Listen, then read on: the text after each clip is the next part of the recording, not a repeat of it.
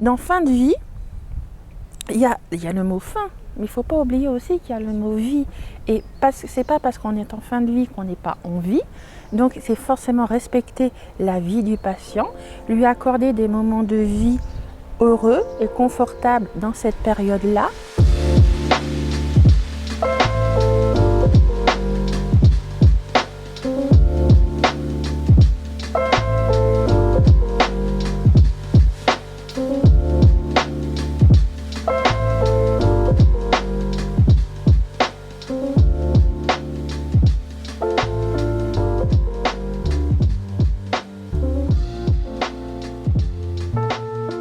« 80% de la population souhaiterait finir sa vie à domicile, alors que la plupart d'entre elles sont transportées à l'hôpital dans les dernières semaines de leur vie.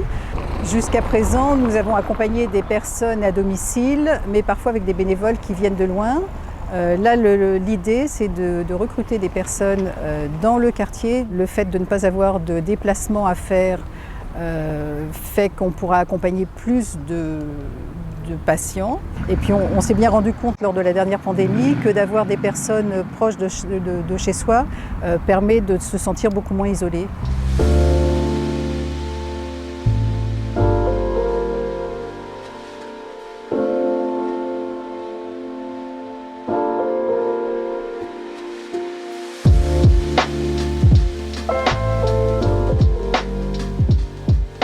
On s'est rendu compte qu'on avait besoin d'un appui, d'un soutien, aussi bien pour les équipes que pour les proches et les patients. Nous, en tant que professionnels, on va avoir un vocabulaire auquel on a été formé qui n'est pas forcément à la mesure des patients que l'on rencontre.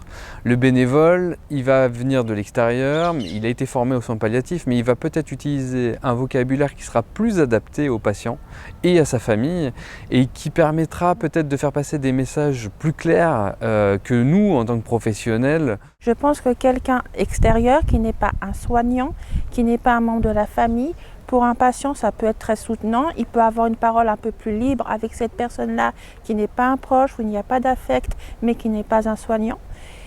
Et ça peut aussi soutenir la famille, parce que la famille est 24 heures sur 24 au domicile. C'est une situation qui est très difficile à vivre pour la famille. Et donc le fait qu'un bénévole vienne par exemple pendant 1 heure au domicile peut permettre une respiration à l'aidant, faire face à sa propre mort. Ça peut être très angoissant, très anxiogène. On fait le bilan de sa vie, de savoir ce qu'on a réussi, de ce qu'on a échoué. Un bénévole avec qui la parole sera libre, avec qui il pourra parler de ce qu'il a envie de parler, qui pourra éventuellement parler de la mort, chose qui n'est pas forcément peut-être possible avec sa famille, parce que c'est quand même un sujet très lourd, qui est très sensible. Ça peut lui apporter un soutien et puis aussi lui montrer qu'il est digne d'intérêt. Ce n'est pas parce qu'on est malade, qu'on est en fin de vie et qu'on n'a plus beaucoup d'espérance de vie qu'on n'a pas d'intérêt, qu'on ne peut pas apporter quelque chose à quelqu'un et ne pas recevoir quelque chose de quelqu'un.